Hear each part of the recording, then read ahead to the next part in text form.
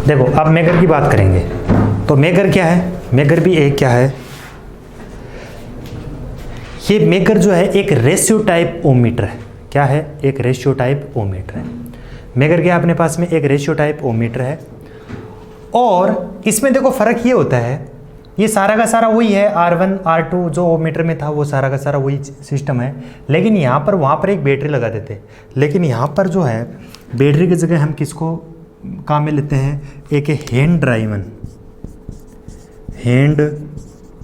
Driven generator काम में लेते हैं। हैंड ड्राइवन जनरेटर काम में लेते हैं जो 40 से 50 वोल्ट तक वोल्टेज क्या करता है, जनरेट करता है। ठीक है, ये यहाँ पर। और दूसरी बात, ओमीटर में क्या था, मीडियम रेजिस्टेंस मेजर करने के लिए काम में लेते थे, और यहाँ पर जो ये रेजिस्टेंस है वो काम में लेंगे वो हाई रेजिस्टेंस की वैल्यू मेजर करने के लिए।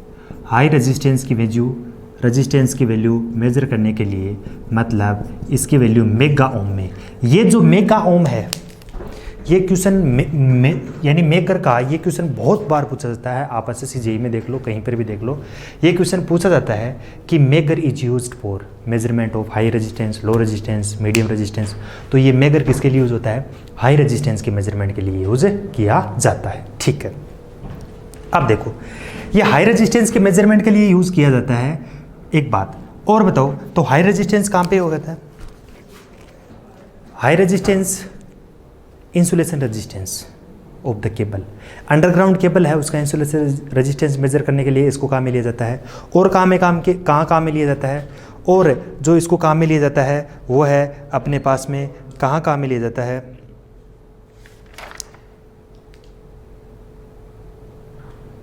इंसुलेशन टेस्टर के रूप में भी इसको काम में लिया जाता है। जैसे इंसुलेशन वाइंडिंग यानी insulation resistance of the transformer हो गया, जनरेटर हो गया, मोटर है, जहाँ जहाँ पे इंसुलेशन रेजिस्टेंस का काम आएगा वहाँ उसको मेजर करने के लिए हम किसका काम में लेंगे, मेगर को काम में लिया जाएगा।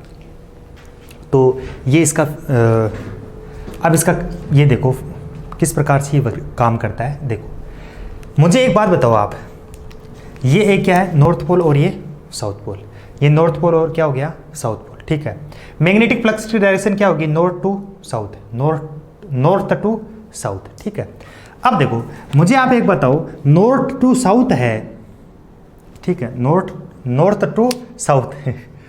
अब देखो एक बात मेरे को बताओ कि जब मैग्नेटिक फ्लक्स में एक क्या पड़ा है, L लंबाई का कंडक्टर पड़ा है, उसमें से करंट फ्लो हो रही है I, तो उसमें लगने वाला फोर्स की वैल्यू क्या होगी, उसके अंदर लगने वाले फोर्स की वैल्यू होगी BIL sine of theta.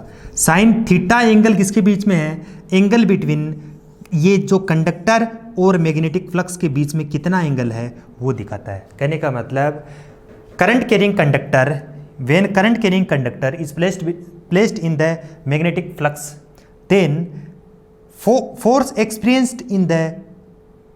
experienced by conductor equals to A बराबर BIL sine of theta, BIL sine of theta. अब देखो ये BIL of sine of theta है, ठीक है, BIL of sine of theta, that means मुझे आप एक बात बताओ, ये A बराबर BIL साइन ऑफ थीटा है। ठीक है, अब मेरी बात ये ध्यान से आप ये मुझे एक बात बताओ कि A बराबर हो गया BIL साइन थीटा, इसी प्रकार से ये भी, इसकी लंबाई L है, इसकी भी लंबाई क्या है, L है।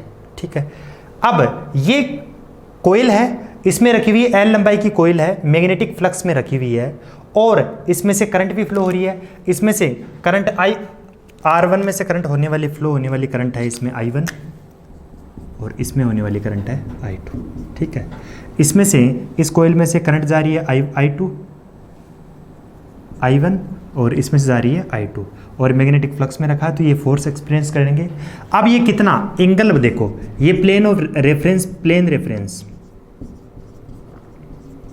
ये क्या लेंगे, प्लेन रेफरेंस। ठीक है, अब प्लेन रेफरेंस लेंगे, प्लेन रेफरेंस का मतलब ये कितने एंगल से, भाई जो कोयल है उसी का तो डिस्प्लेसमेंट। अब देखो एंगल किसके बीच में, BI और L। अब B और I या B और L, B और I में I और B के बीच में एंगल, अब I तो इसमें से जा रहा है ना, और ये B है, तो ये एंगल कितना हो गया, थीटा। ये एंगल कितना हो गया, थीटा। अब देखो ये जो है यहाँ पर ये कितना एंगल है 90 डिग्री, ये कितना एंगल है 90 डिग्री, ये कितना एंगल है 90 डिग्री। अब देखो मुझे आप ये बताओ कि ये कोयल इसमें भी टॉर्क प्रोड्यूस्ड होगा। ये फोर्स रोटेशन में फोर्स बोलना सही नहीं रहेगा, फोर्स तो लीनियर के लिए होता है, टॉर्क प्रोड्यूस्ड होता है। देखो वेन करंट कैरिंग कंडक्टर यानी मूव होता है तो टॉर्क होगा, यानी लीनियर डिस्प्लेसमेंट होगा तो फोर्स होगा। तो जब current carrying conductor placed in the magnetic field then it experience इस पर एक टॉर्क लगता है, ये घूमता है, ये मूवेबल होगी। इसलिए हम बोलते हैं कि megger is also a moving type instruments. Indicating time, ये मेगर इंडिकेटिंग टाइम इंस्ट्रूमेंट्स है। ये क्या है मूविंग कोयल टाइप इंस्ट्रूमेंट्स है, ठीक है। और ये हाई रेजिस्टेंस के मेजर के लिए काम में आता है, इंसुलेशन रेजिस्टेंस को मेजर करने के लिए काम आता है। ये सारी इसकी एप्लीकेशन हो गई। अब इस पर भी टॉर्क लगेगा और इस पर भी टॉर्क लगेगा। मान लो इस पर जो टॉर्क लग रहा है उसकी वैल्यू इक्विलिब्रियम की कंडीशन में at the time of equilibrium TD1 बराबर TD2। At the time of equilibrium की कंडीशन में TD1 इक्वल्स टू TD2। क्या है TD1?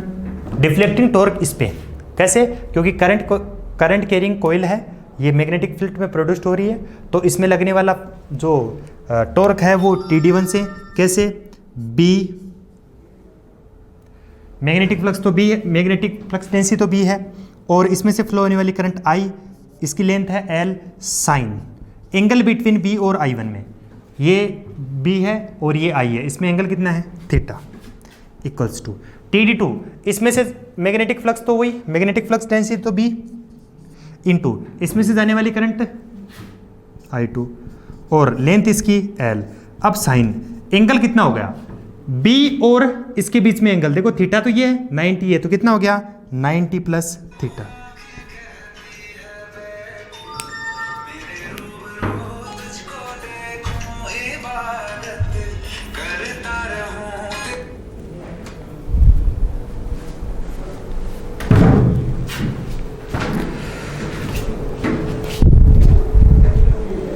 ठीक है, BI1L sine theta, BI2L sine 90 plus theta. अब देखो इसको सोल्व करो, तो अब जब आप यहां से सोल्व करोगे तो क्या हो जाएगा, B से B कट जाएगा, B से B गया, L से L गया, B से B गया, L से L गया, तो यहां से I1 sine of theta equals to I2 tan cos of theta. ठीक है, तो यहां से मुझे बताओ साइन ऑफ थीटा अपॉन में कोस ऑफ थीटा कितना हो जाएगा, tan of theta equals to क्या हो जाएगा I2 अपॉन में I1। दैट मीन्स यहाँ से मेरे पास निकल के आ गया tan of theta equals to I2 upon में I1। अब बताओ I2 की वैल्यू क्या है, वो यानी I2 कहाँ से, ये वाली करंट, इसमें से जाने वाली करंट, ठीक है, अरे इसमें से जाने वाली करंट होगी क्या। अब इसके क्रॉस वोल्टेज कितना, ये पैरेलल में, तो ये वोल्टेज कितना हो गया V अपॉन में करंट, इसमें से इसके क्रॉस वोल्टेज अपॉन में इसका रेजिस्टेंस। अब वोल्टेज तो V है, रेजिस्टेंस कितना RX प्लस R2, इसलिए I2 की वैल्यू हमने क्या लिख दी, V अपॉन में RX plus R2, RX plus R2, RX plus R2। I1 की वैल्यू क्या होगी, ये वोल्टेज V ऐसा कैसे लगता है, और इसमें रेजिस्टेंस कितना R1, तो V अपॉन क्या हो गया R1। जब ये R1 ऊपर जाएगा तो R1 upon RX plus R2। ठीक है, तो ये होगी इसकी वैल्यू टेन थीटा की वैल्यू। अब बताओ यानी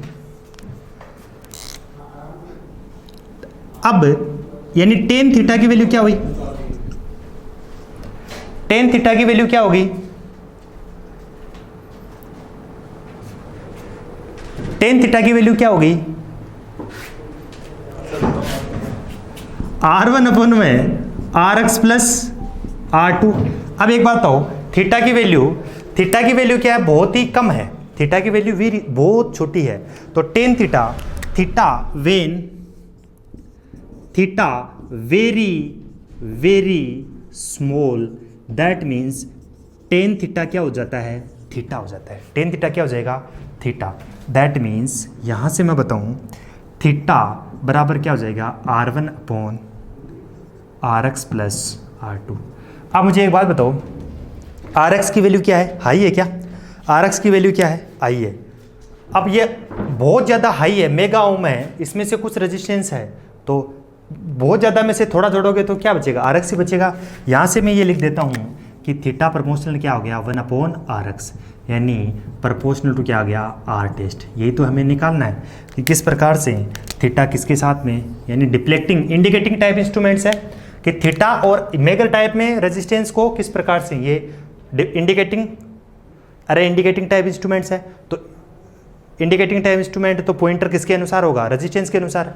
जब RX की वैल्यू क्या होगी, इन्फिनिटी, दैट मीन्स ये थीटा इक्वल्स टू क्या हो जाएगा, 0। तो ये कहाँ पोजीशन हो जाएगी इसकी, इनिशियल पोजीशन। यहाँ पर जब क्या होगा, RX की वैल्यू क्या होगी, इन्फिनिटी, तो ये क्या होगा, 0 पोजीशन पे। ठीक है, जब RX की वैल्यू 0 होगी तो ये फुल स्केल डिफ्लेक्शन पे हो गया, यही तो हो गया। दैट मीन्स कहने का मतलब वेन RX बराबर इन्फिनिटी देन थीटा बराबर क्या हो गया, 0। और जब RX वैल्यू क्या है, 0, तो थीटा बराबर क्या हो गया, RX वैल्यू 0 है तो थीटा बराबर हो गया फुल स्केल डिफ्लेक्शन। समझ में आ गई बात। तो इस प्रकार से मेगर को हम काम में लेते हैं हाई रेजिस्टेंस मेजरमेंट के लिए। तो ये आप एक बार नोट कर लो पूरा, और उसके बाद में इसकी एप्लीकेशन है वो लिख लो, और उसके साथ ही ये क्या हो जाता है, ख़त्म हो जाता है। ठीक है, तो मेगर में लिख लो, पहले कुछ पॉइंट लिख लो, उसके बाद में ये नोट कर लेना।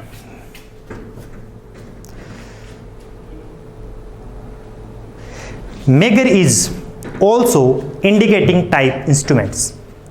Megar is also indicating type instruments. Megar is also indicating type instruments.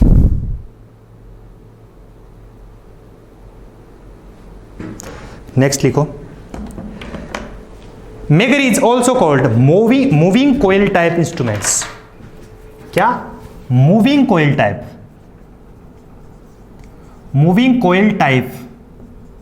Instrument, यानी megger is also moving coil type instruments. ये क्या है, मूविंग कोयल टाइप इंस्ट्रूमेंट्स हो गया। एक बात, अब इसकी एप्लीकेशन लिख लो। यूज्ड इन इंडस्ट्री, यानी एप्लीकेशन में पहला लिखो, एप्लीकेशन में क्या लिखो, पहला। ये एक काम करो, पहले आपने पहले स्टार्टिंग में वो 2-3 लाइन लिख दी, फिर ये पूरा नोट कर लो। ये क्या कर लो, पूरा नोट कर लो, फिर एप्लीकेशन लिखना। वीडियो को पॉज करके ये पूरा नोट कर लो। अब देखो लिख लिया। अब मैं यहाँ से इसको उठा देता हूँ। अब आगे लिखो इसकी एप्लीकेशन।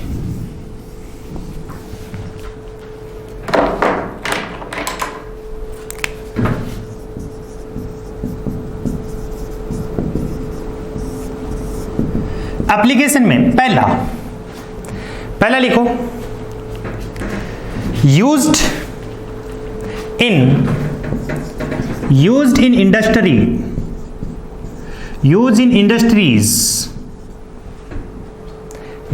industries to measure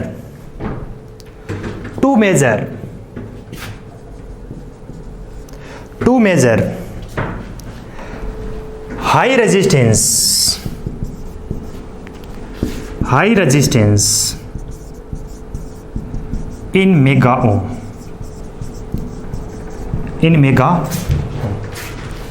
यानी used in industries to measure high resistance in mega ohm. ठीक है, तो मेगा ओम में यूज मेजर करने के लिए इसको यूज काम में लिया जाता है। ठीक है, अब देखो दूसरी बात, megger is also called as insulation tester. Megger is also called insulation tester. Megger is also called insulation tester because it is used to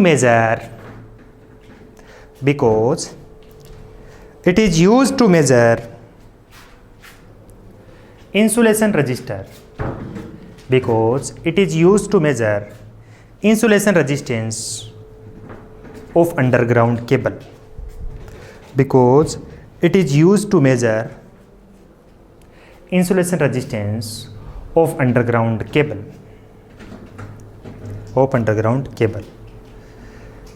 comma insulation resistance of winding